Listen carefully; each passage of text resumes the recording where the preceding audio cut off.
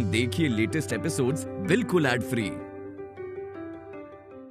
नीचे का होगा तो कि का ना हो रहा लोग कुछ समझ ना आ रहा है। पृथ्वी के भी फोन ना लग रहा है। पवन प्रीता के यहाँ से लेके गए रहे, वहाँ पे का भइल का ना भइल कुछ ना पता। प्रीता यहाँ पे वापस आ गई, हम का करी का?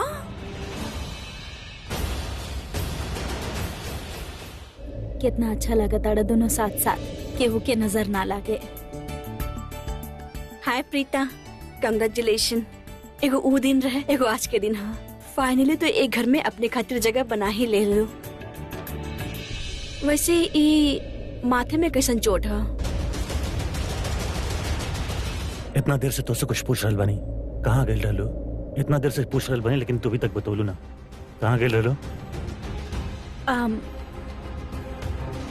हम जाना तानी कि सवाल तो हमरा से बहुत देर से कर रहल बाड़ा। अब ठीक बा, हम तरह के जवाब दे दे, लेकिन ओकरा से पहले तू हमरा के बतावा कि हम यहाँ ना रहनी तो तू हमरा के मिस कैला? कहीं नहीं मिस, कहीं नहीं। अब बताओ कहाँ गए रहलो?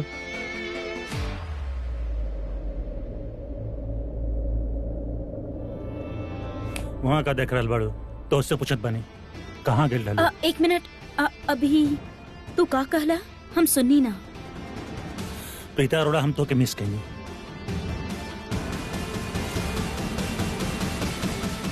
इतना मिस कहनी कि जैसे हम माहिरा के हाथ पकड़नी ना, हमके समझ में आ गेल कि तू नहीं खू।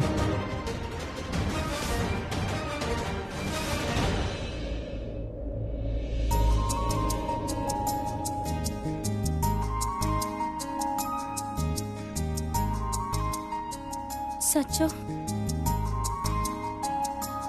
हमार कहे के मतलब है कि हम जानत बानी तुम्हार हाथ के। समझ गई नहीं। अब तू का कहे चाहता रहा? अब बस करा। थोड़ा देर खातिर ही तो पार्क में गए रहनी और ये इतना तारीफ कर रहा बड़ा। कबो हाथ के तारीफ कर रहा बड़ा, कबो बाल के तारीफ करत आड़ा, कबो हमार कमर के तारीफ करत आड़ा। छोड़ा जाए था ना। एक मिनट। अरे रे, हाथ छोड़ा ना, लोग देख रहा बड़े। देखे था यार, पत्नी बड़ू तू हमार ऑफिशियली। ओके, हाथ पकड़ सके नहीं तुहार हम ऑफिशियली।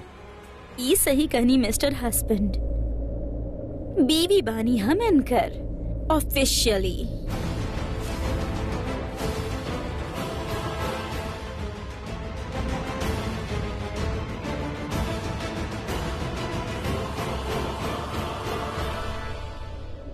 राखी जी जी, ये हम का सुन रहल बानी का? वो अपन बहुरानी के बॉस वो रेणुका जी, हाँ हाँ, वो बताइनी करण और प्रीता एक साथ काम करत रहले। इस सही बा का? हाँ सही है। एक्चुअली पता बा, वो मिसेस मेहरा बड़ी। चलिए आपके इंट्रोड्यूस कराते हैं उनसे।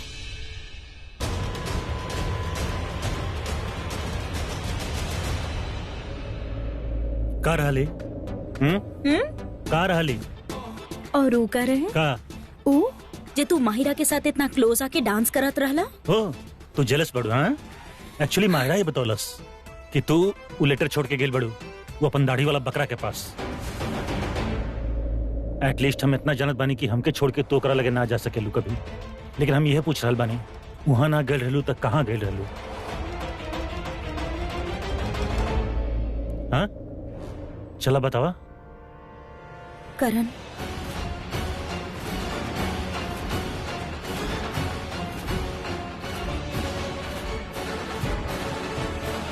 करण तरह से कुछ पूछ रहल बा प्रीता अरोड़ा। फंक्शन के छोड़ के कहाँ गए रहलू तू?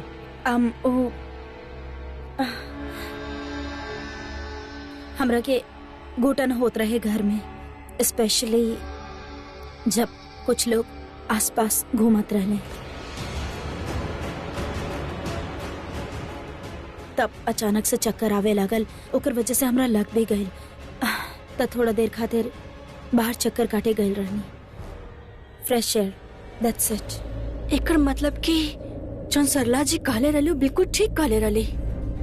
जब माहिरा तोहरे आस पास होखेले तो तोहरा के घुटन महसूस होखेला।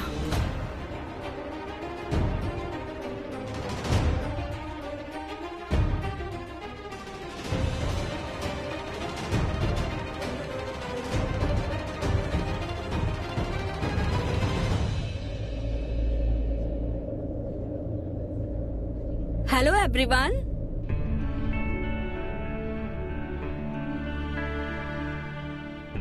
आज हम आप सबसे कुछ कहल चाहते नहीं।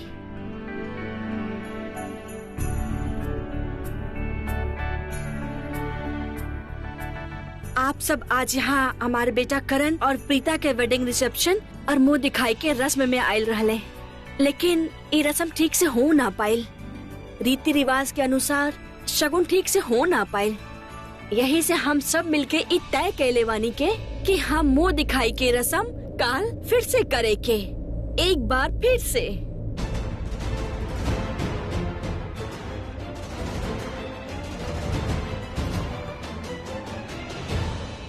अब शायद आप सब लोग ये सोच रहल बानी कि आप लोग हमार बहू प्रीता का चेहरा तो देख लेनी, फिर मुंह दिखाई के रस्म एक बार फिर से कैसे?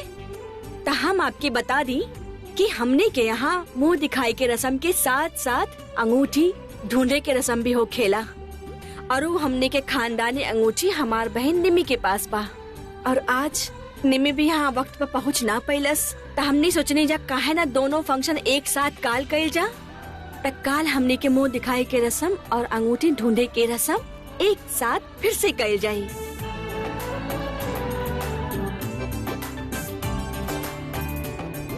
जैसे आज आप आइल बानी और इतना सारा प्यार देहनी, हम उम्मीद करते नी और आप सबके इनविटेशन दे रहल बानी कि आप सब काल फिर से आई और करण और प्रीता के बहुत सारा आशीर्वाद दे।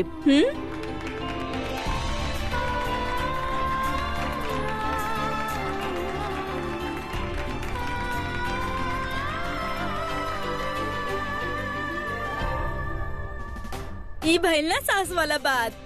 राखी जी आप बिल्कुल सही कहनी। रस्म करा तो पूरा करा, गुण से करा सगुन से करा।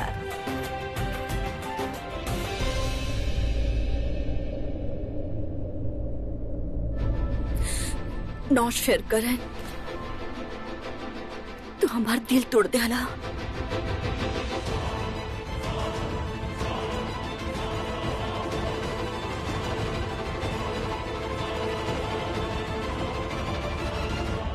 माहिरा, देखा माहिरा, हम अपन दोस्ती के बहुत रेस्पेक्ट करेनी, तोहार बहुत रेस्पेक्ट करेनी। यही से शायद वो लेटर के बारे में अभी तक हम प्रीता के बतौले नहीं की। हम जानत माने वो लेटर प्रीता नहीं लिख रहे, वो ओकर हैंड राइटिंग ना रहा। हमार और प्रीता के बीच में कुछ इश्यूज बा जौन बा, I mean, सब ठीक बा, जिस दिन चल रहा बा चलेगा। हम दोनों के बीच में मत आवा।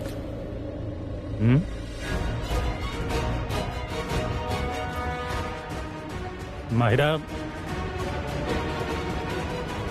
चलो बेटा, अब हमने लोग चलता नहीं। हम माँ, आप बिल्कुल कोनो चीज के टेंशन मत लीहा। टेंशन तो हो ही ना। हमरा समझ में ना आवता कि हम कैसे तोहार मदद करी। माँ, आप हमेशा हमार मदद करत आनी ही। आप हमार साथ बानी, आपके आशीर्वाद हमरा साथ बा, उहे हमरा खातिर सबसे बड़ा मदद बा। आपके पता बा हमरा में इतना हिम्मत कैसे आ जाला मुसीबत के सामना करे खातिर। कहे कि जब भी मुसीबत हमार सामने आवेला ना, तो हम सोचतानी कि हमार माँ हमरा साथे बाड़ी। माँ के हाथ हमार सर पे बा, उनका आशीर्वाद हमरा साथ बा, कोनो गड़बड़ हो ही ना सकेला। हमारा हाथ, हमारा आशीर्वाद हमेशा तहरा पर रही। सच कही, आज जे हिम्मत तो दिखाइलू ना, जौन हिम्मत से वहाँ खड़ा होके तू इतना बात कैलू ना, हमरा बहुत अच्छा लगल। ऐसा हिम्मत बनाए रखिया, समझ लू। हाँ, एक घर में माहिरा और शर्लिन तरह चैन से ना रहती हैं, तरह मुश्किल का सामना करे के पड़ी, और उनका पर्दाफाश भी। ऐसा ही हिम्मत रखिया हमेशा। बहन जी, हम तो आपकी जरूरी बात बतावल भूल गई नहीं। आवत ही फंक्शन शुरू हो गए तो हम आपको बताना पड़ी। सलांटियो क्या आ गइल बा? चला बेटा, अब क्या भी आ गइल बा, हमनी चलाता नहीं, पहुँच के फोन करब। हाँ ठीक बा। समीर। हाँ जी। ये घर में केहू के तरह हमरा बारे में पूछिए कि हम कहाँ रहनी चाहे, आज का बहलता केहू के कुछ मत बताइए, काहे कि हमरा पता बा कि घर वाला तोहरा से पूछिए जरूर। ठीक बा भाभी, हम केहू से कुछ ना कहे, आई प्रॉमिस। चला हमनी चलता नहीं। ठीक बा माँ, ध्यान आई आंटी, हम आपके रखिएगा। बाहर तक ले छोड़ देते नहीं। हाँ बेटा, बाय थैंक यू। बाय बेटा, बाय। बाय। जियत रहा।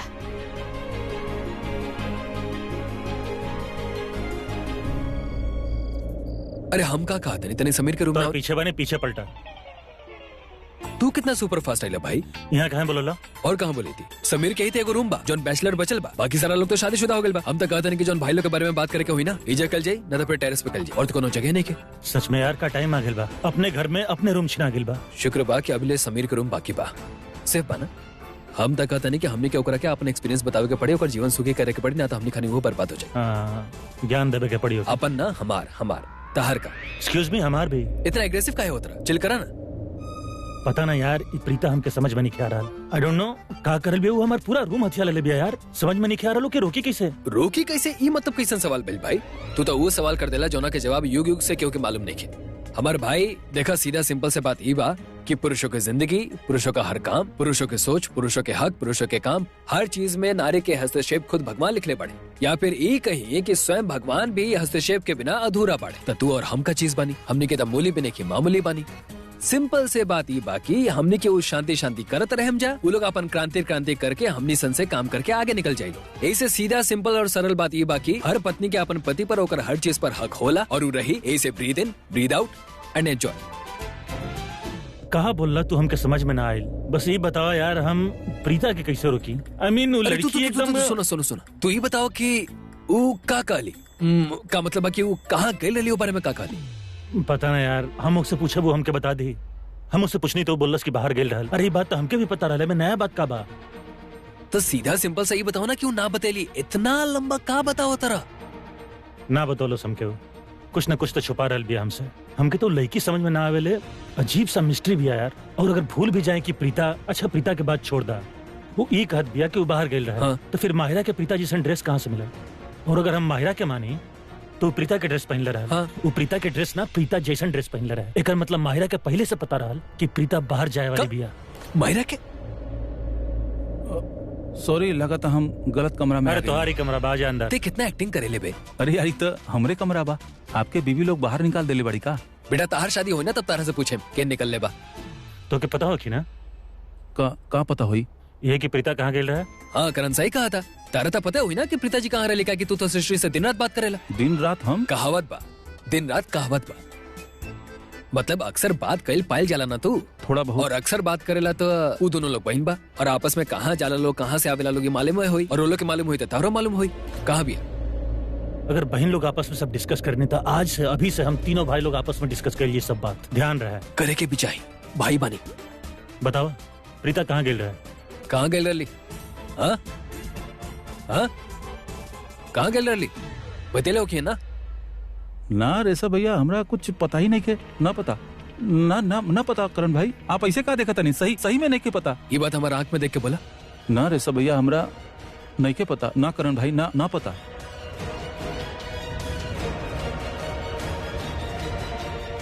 हम कितना कोशिश करनी प्रीता की लूथरा हाउस से दूर रखे की, लेकिन हमारा सारा प्लान फेल हो गया। आखिर काहे? माहिरा प्रीता की किडनैपिंग कराई, पृथ्वी से शादी कराए खातिर। पहले हमके बहुत गुस्सा है, फिर हम सोचनी इट्स ओके, एक बार दोनों के शादी हो जाए, ओकरा बाद हम पृथ्वी के प्रीता से अलग करते। लेकिन पृथ्वी बात हमार सिक्का ना। एक बार प्रीता हमारी जिंदगी से चल जाती, सब कुछ ठीक हो जाता, माहिरा ये घर के बहू बन जाती, and everything would have been sorted.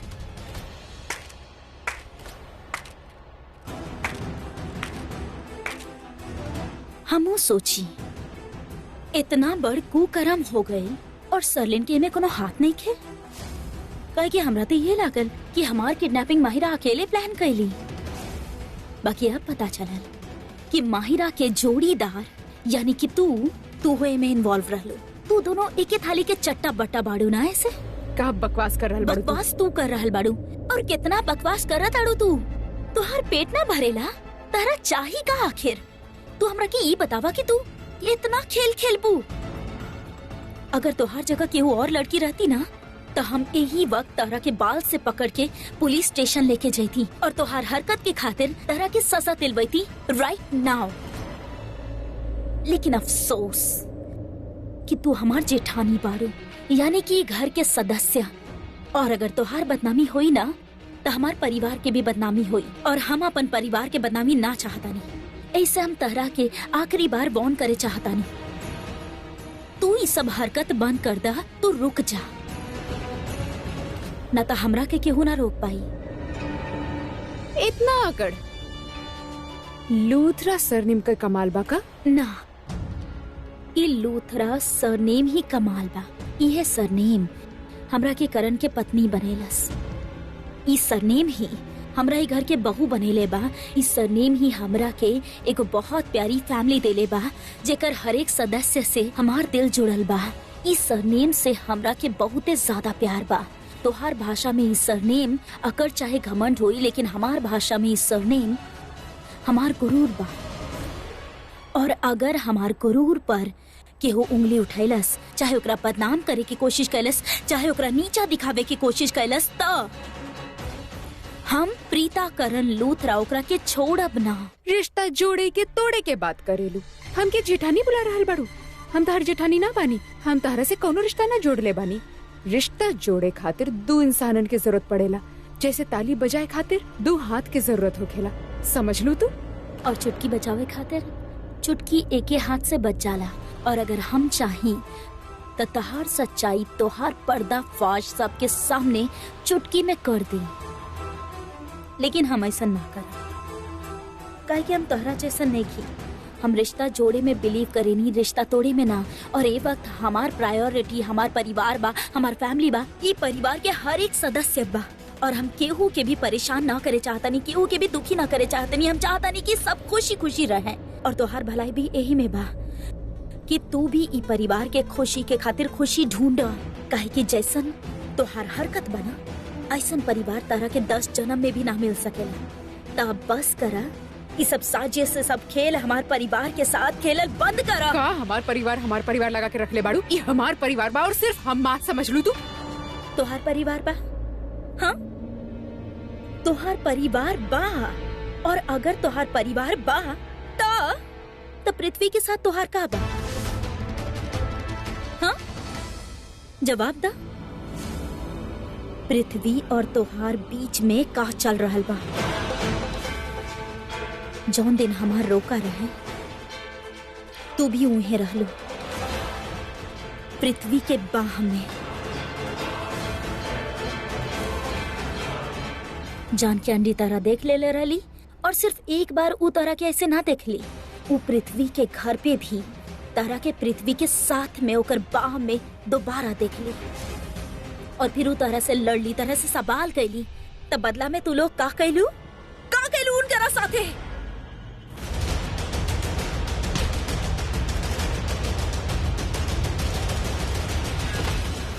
तो दोनों डर गए रहला कि जान के आंटी तो हर सच्चाई जान गई बाड़ी। और अब उस सबके जाके तोहनी की ये नाजायज रिश्ता के बारे में बता दी है। कैसे शर्लिन लूथरा परिवार के धोखा दे रहल बाड़ी, दोनों के आपस में चक्कर चल रहल बा। और यही से तू जान की आंटी के गाड़ी से कुचले के कोशिश कैलू, और वो बेचारी हॉस्पिटल के आईसीयू में पहुंच गई। वो तो भगवान हमनी के साथ देले कि जान की आंटी के जान ना गई, लेकिन उनकर याददाश्त चल गई। लेकिन आज फिर भगवान हमनी के साथ देले, और जान की आंटी के याददाश्त वापस आ गई बा।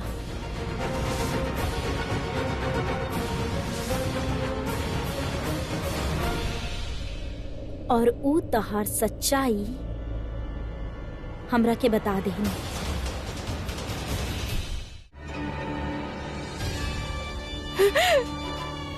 You are so funny, Preeta. तू जान की आंटी के विश्वास कर लू? जान की आंटी के कब पता चल रहे हमार और पृथ्वी के बारे में? आई थिंक जून के महीना रहे। Am I right? एक्चुअली कहा जून में हम पृथ्वी से मिलल तो रहनी। अफेयर ना रहे, 2-4 दिन के फ्लिंग रहे। और ओकरा बाद हम थोड़ा बिजी हो गए नी। हमार शादी जे रहे, ऋषभ लूथरा के साथ? हाँ, तू तो हमार 2-4 दिन के फ्लिंग के अफसाना के नाम दे देलू, अफेयर के नाम दे देलू। वैसे कहा ना प्रीता, अफेयर खातिर बंदा भी हमरे टाइप के होके के चाहिए। पृथ्वी हमरे टाइप के नहीं खे तो हम ओकरा ड्रॉप कर देनी। और पृथ्वी के साथ 2-4 लड़का और रहे जे हमार बॉयफ्रेंड रहले, लेकिन ई सारा बात लूथरस के बताई? तू भाई, तहरे साथ त इतना बड़ा हादसा भइल बा अभी अभी कि तू खुद के मुंह दिखाई में गायब रहलू। कहाँ रहलू, केकरा साथ रहलू, का करत रहलू, केहू के ना पता। जब तू ई बात केहू के ना बता सकेलू तो तू लूथरस के ई का बताइबू कि हमार कौनो चक्कर चलत रहे। एगो बात बतावा, अगर तारा लूथरस के सारा बात बतावे के होखत ना त अब तक जाके तू सारा बात बता दे तू, या हमरे सामने आके चीखा चिल्लाई तू ना। तो के पता बा केहू तहर विश्वास ना करी। हम तारा से डरे ना वाला बानी, तो हमरे सर पे बैठ के तांडव मत कर। इस सब बात में तू सिर्फ एक बात सही कहलो कि तू चेहरा से बेवकूफ ना दिखेलू, तू चेहरा से ही बहुत ही चालाक, शातिर और नेगेटिव दिखेलू, लेकिन अंदर से तू वाकई बहुत बेवकूफ बाड़ू। प्रीता, जब तोहरा लागेला कि तोहार बात पे हम विश्वास कर ले, हमार बात पे क्यों और विश्वास करी, ई बात तो बाद में आवेला। पहले तोहार ई मन गढ़ंत कहानी पर हम विश्वास करब, तू ई कैसे सोच ले लू? हमरा के पता ही रहे कि जब हम तरह से ई बात करब तू अपन गलती एक्सेप्ट ना करबू और बहाना के साथ रेडी रहबू। But I don't care. दोसर बात तू का कहलू कि केहू हमरा पे यकीन ना करी, हमार विश्वास ना करी, तो शायद तू भूल रहल बाड़ू कि आज ई घर के लोगन हमरा से पूछले कि हम कहाँ गए रहनी और हम कहाँ गायब रहनी, और हमरा के जौन कहे के रहे हम कहनी और वो सब विश्वास भी करनी। तो अगर हम चाहे तो अभी जाके तोहार सच्चाई सबके बता सके नहीं और सब लोग विश्वास करी है कि काहे कि ए बार हमार पास तोहरा खिलाफ सबूत भी बा और गवाह भी।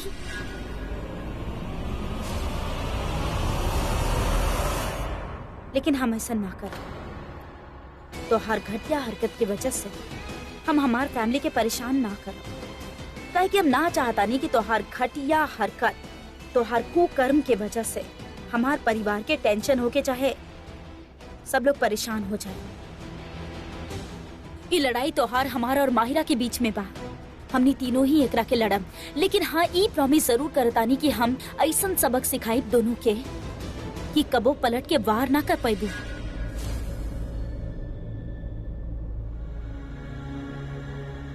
और हाँ, ज्यादा भी खुश मत हो जाइया।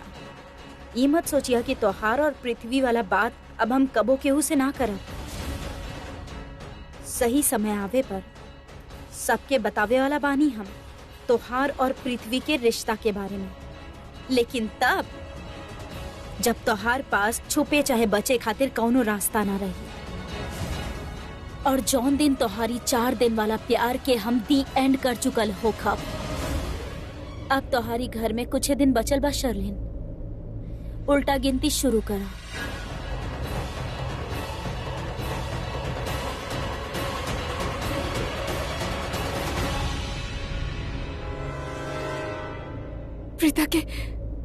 प्रीता के सब कुछ पता चल गए। थैंक गॉड ओकरा ई ना पता चला कि हमार और पृथ्वी के अभी भी अफेयर बा। लेकिन जौन दिनू परिवार वालन के बताई कि हमार और पृथ्वी के बीच में कुछ भी बा, तब केहू और विश्वास करे ना करे, करण जरूर विश्वास कर ली। बहन जी चाय। का बात बा बहन जी, प्रीता की जिंदगी में सब कुछ ठीक हो गए, अब फिर भी परेशान लग रहल बानी। ना जान के प्रीता की जिंदगी में सब कुछ इतना जल्दी ठीक ना हुई, हम जानता नहीं, बहुत समय लगी। बाकी फिर भी इस जिंदगी वो खुद चुन ले बाड़ी, समझदार बाड़ी, हिम्मत वाली बाड़ी, धीरे धीरे करके अपन जिंदगी पटरी पर ले ही आई, सबकी दिल जीत ली। आज पार्टी में तो कुछ देख लूं। पार्टी में हाँ बहुत कुछ देखनी, पूरा पार्टी देखनी, गुंडन के पार्टी देखनी, प्रीता के पार्टी देखनी और माहिरा के स्यापा देखनी। पर आप के कर बात कर रहल बानी? सृष्टि और समीर के देखनी।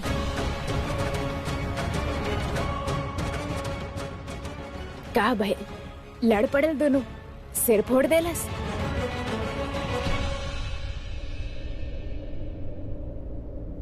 सृष्टि बड़ त हो गई बाड़ी, बाकी ओकर दिल अभी भी बच्चा जैसन बा।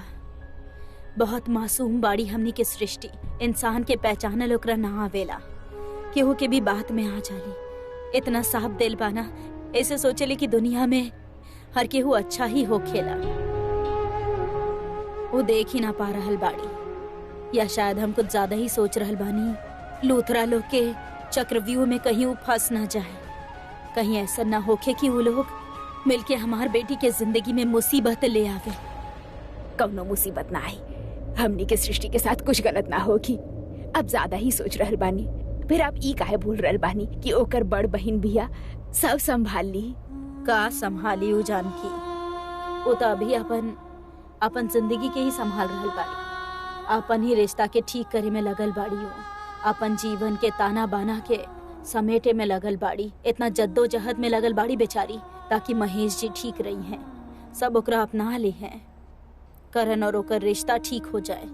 सब लोग ओकरा वो घर में बहू के दर्जा देते वे। वो खुदे इतना परेशान बाड़ी, वो सब चीज के लेके बाकी हिम्मत से लड़ रहल बाड़ी। ओकर बीच में सृष्टि के लेके हम ओकरा और कोनो मुसीबत ना देवे चाहेंगे।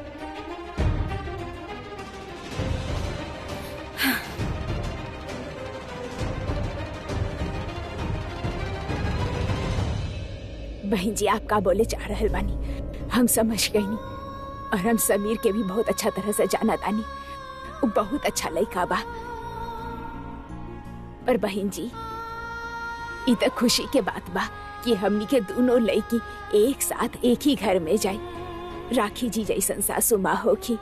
बसल बसायल घर में थोड़ा बहुत परेशानी और मुसीबत तो होखेला ही, तो फिर का भइल। ये कुछ कहले बाड़ी अमर बेटी के साथ। ये एकरा से पूछी कि कहाँ बाड़ी प्रीता। ये जानत हो कि एकरा से पूछी ना कि प्रीता कहाँ बाड़ी। ये सब आपकी वजह से हो रहल बा राखी जी। लेकिन सरला जी, हम तो ना आपकी वजह से हो रहल बा। काहे कि आप एकरा के यहाँ से जाए खातिर ना कहनी। एक सास होके के नाते आप हमार बेटी के सब अधिकार दे देती ना, तो प्रीता के साथ ही सब ना होकर आज प्रीता यहाँ रहती। महेश जी, सरला बहन जी जॉन कहली बिल्कुल सही कहली। सास होने के नाते हम कुछ ना कर पैनी। मायरा एक घर में बिया तो हमारे वजह से कहे कि मायरा के घर में रह के इजाजत हम दिया नहीं। महेश जी, हम नहीं जानत करण और प्रीता के शादी कौने हालात में भइल, कैसे भइल, कौने वजह से भइल। लेकिन सच तो ये है कि करण और प्रीता के शादी भइल। प्रीता हमार बहू है और हम ओकर सास। और सास के जिम्मेदारी बनेला कि अगर बहू के साथ कुछ गलत हो रहा होखे तो ऊ अपन बहू के साथ दे, हर कदम पर ओकरा साथ खड़ी रहे। सच कही महेश जी, अब तक हम इस सारा जिम्मेदारी अकेले निभावत रहने। हमके तो ऐसा नहीं लागत रहे कि सास और ससुर दोनों के जिम्मेदारी अकेले निभावत रहनी। लेकिन अब नइखे निभाल जाओ, नइखे निभत, कहीं ना कहीं टूट रहल बानी हम। प्रीता बहू के रूप में एक परिवार के पसंद बिया कि ना बिया हम नइखे जानत, लेकिन रस्म तो निभावे के बाना, सो हम निभा रहल बानी। हम नइखे जानत कि हम प्रीता के पहले जैसन प्यार करेने भी कि ना, लेकिन ओकर ई मतलब तो ना भइल ना कि हम प्रीता के ओकर शादी के गलत साबित कर दी ना। ये हम कबू ना कर सकेनी, और ना ही हम ई दूसर मुंह दिखाए के रस्म एक खातिर कर रहल बानी। काहे कि हम खुद के अपने परिवार वालन के सही साबित करल चाहतनी ना। सही तब साबित होगी जब प्रीता के इंसाफ मिली। जौन गलत प्रीता के साथ भइल ऊ जब सही हुई, और एक गलत के सही हमके ही करे के पड़ी। सरला जी बिल्कुल ठीक तो बोलत रहली। अपने मुंह दिखाई के रस्म में प्रीता फंक्शन से गायब हो गई, लेकिन अपनी मर्जी से गायब ना भइल महेश। ओके गायब कल गई है महेश जी। लेकिन देखी ना, बिल्कुल सही वक्त पर उ लड़की वापस घरे आ गई। सारा रस्म निभावलस, पूरा समाज के सामने हमने के इज्जत संभलस। वो इज्जत जौन माहिरा पूरा समाज के सामने मिट्टी में मिला दियालस। प्रीता आके सब कुछ संभाल लिया रस। महेश जी हमें नहीं की बोलत कि के सही है के गलत है, और ना ही हम दोनों में तुलना कर रहल बानी।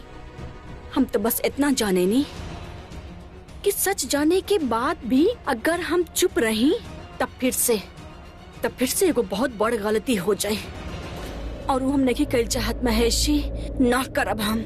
जन गलती हमसे भइल अब ओके सुधारे के वक्त आ गइल बा। जन हो गइल सो हो गइल, लेकिन अब आगे कोनो गलती ना होगी। प्रीता के साथ कोनो गलती ना होके दे। जौन गलत भइल ओके सही करे चाहता नहीं, तभी प्रीता के इंसाफ मिली। माहिरा के बोले जाता नहीं कि वो एक घर से चल जाए।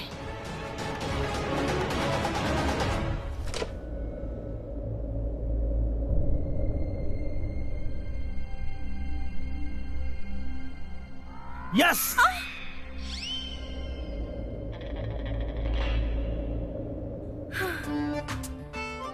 ये लड़का तक कोनो दिन हार्ट अटैक ही करवा दी। इतना जोर से चीखल हमरा लगल पता ना का हो गइल, और यहाँ का भइल एंजॉय कर रहल बा। का कहलू तू?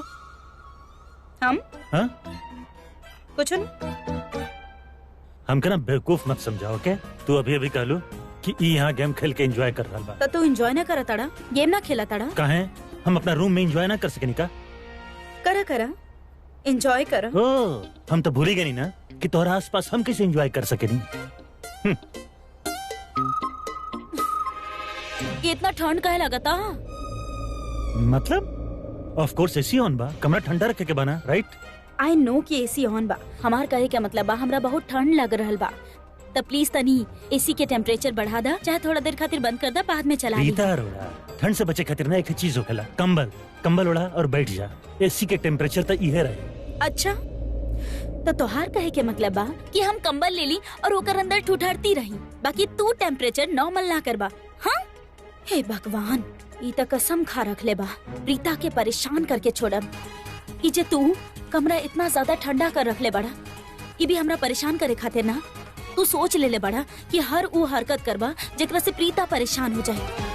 हमार जगह कोनो और लड़की रहती तो कुछ कहती सुनती ना, सीधा कर देती जौन करे के बा। वो तो हम बानी जब पोलाइटली कर रहल बानी कि टेम्परेचर नॉर्मल कर दा या एसी बंद कर दा। इतना कनी ना कि यहाँ मत सुता, रूम में मत सुता, बालकनी में जाके सुता। Hello, excuse me. ओ दिन हम जौन बालकनी में जाके सुतल रहनी ना, वो हम अपन मर्जी से सुतल रहनी। ई मत समझा कि तू कालू और हम जाके सुत गए नहीं। तोहार बात मान के ना सुतल रहनी, खुद जाके सुतल रहनी, काहे कि हमार मन रहल। ई मत समझिए कि हम तोहरा कहे पर जाके सुतल रहनी। तू हमके कंट्रोल ना कर सकेलू, ओके? तू होखत के बड़ हमके ऑर्डर देवे वाली। तो हर पत्नी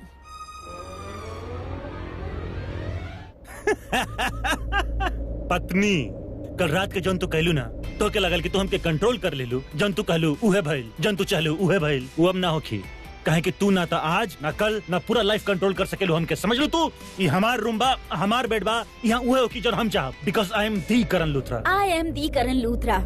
ई बेड हमार बा, ई रिमोट हमार बा, ई कमरा हमार बा। झगड़ा ना तोहर फितरत में आ चुकल बा। तू हर बात पे झगड़ेला, झगड़ालू कहीं का। हम झगड़ालू बनी? झगड़ालू तू बड़ू, ओके? हम और झगड़ालू पत्नी के बनी? ड्रामा तक क्रिएट ही मत करा, ओके?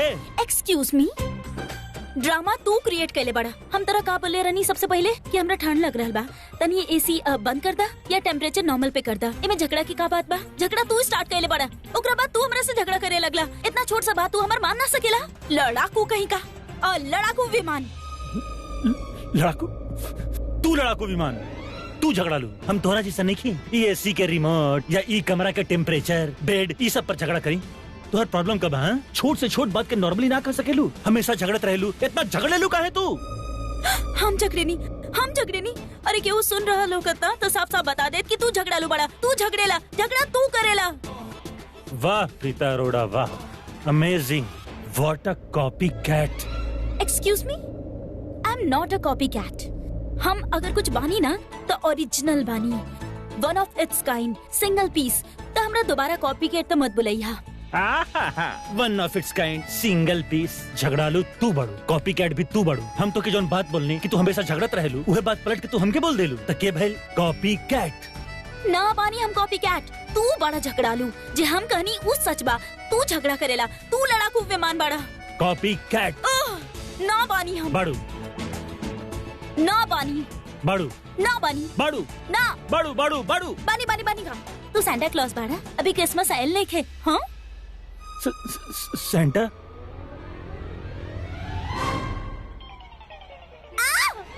लावा हमरा के ना रिमोट देव। दो हम एक बार टेम्परेचर सेट कर दे ना देव। फिर हमने की झगड़ा ना खत्म देव। हो जाई हमरा के दो ना देव हम करनी ना ना देव हमरा के ना रिमोट दे देव दो ना देव प्लीज हमरा ना के देव। रिमोट दे दो ना देव ना देव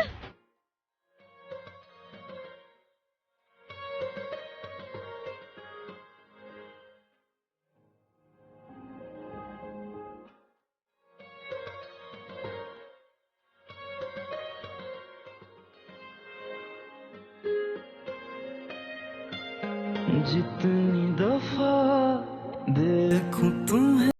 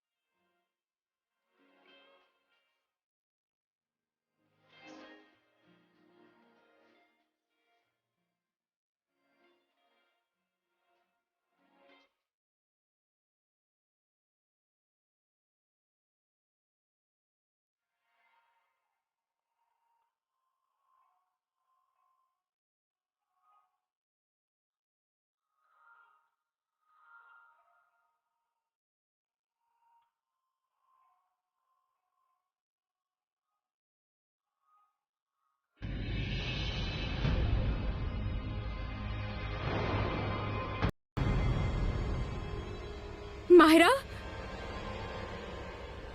माहिरा का कर रहल बाड़ू तू पागल हो गए बाड़ू का जे करे के बारे में सोच रहल बाड़ू सोचिया भी मत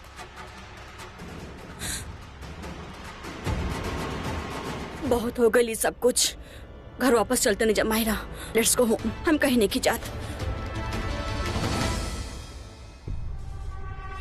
आप दुनिया यहाँ से जाए माहिरा शर्लिन तू जैसन सोच रहल बाड़ू ना हम वैसन कुछ भी ना करब नीचे हमार दम घुट रहल बा वैसे हम ऊपर आके नहीं सोचे के भी बाना हमके आगे के बारे में क्या आगे का करे के बा करण प्रीता के अलग कैसे करे के बा झूठ बोलने वो लोग हमसे सब झूठ रहल वो दोनों एक दूसरे से नफरत ना करे ले वो दोनों शादी बदला लेवे खातिर ना कैले बाड़े इतना बड़ झूठ कितना विश्वास बहु दोनों के कैसे इट्स ऑब्वियस वो लोग प्यार करे ले एक दूसरे से और अच्छा दोस्ती इतना आसानी से ना टूटेला तो जौन भी कोशिश कर रहा बाड़ो वो सक्सेस ना हो कि काहे ने कुछ समझत तू ये बात के keep it up let's go home I will not keep it up मम्मा नो आई एम नॉट आपके पास कोनो सजेशन बता बताई नहीं ना तो हम कहीं करे से मत रोकी please mom it's my challenge दोनों के हम करण प्रीता के अलग करब कैसे करबू माहिरा तो के लगातार केहू तहार यहाँ पे हेल्प करी करण ऋषभ जी राखी माँ केहू तहार हेल्प ना करी करण बोलेला कि वो प्रीता से नफरत करेला और कहीं ना कहीं ओकर दिल में प्रीता खातिर प्यार बा और राखी माँ भी ओकर जेरोक्स कॉपी बोलेली कुछ और करेली कुछ और कैसे करबू माहिरा हाँ तो हम कुछ ऐसा करब जैसे करण ऋषभ राखी माँ या जे भी प्रीता के हेल्प करेला ना सब हेल्प करल बंद कर दिए फिर देखता नहीं का करी प्रीता माहिरा माहिरा यहाँ नहीं की तो शायद वॉशरूम में होगी माहिरा माहिरा बाहर आ जा हमके तो से कुछ बात करे की बा कितना वक्त लागे तोहरा के माहिरा जवाब तो दा माहिरा ये तो कुछ जवाब ही नहीं खे दे। चेंज करे तो यही बेडरूम में आयल रहा, अगर यहाँ नहीं खे तो कहाँ चल गई?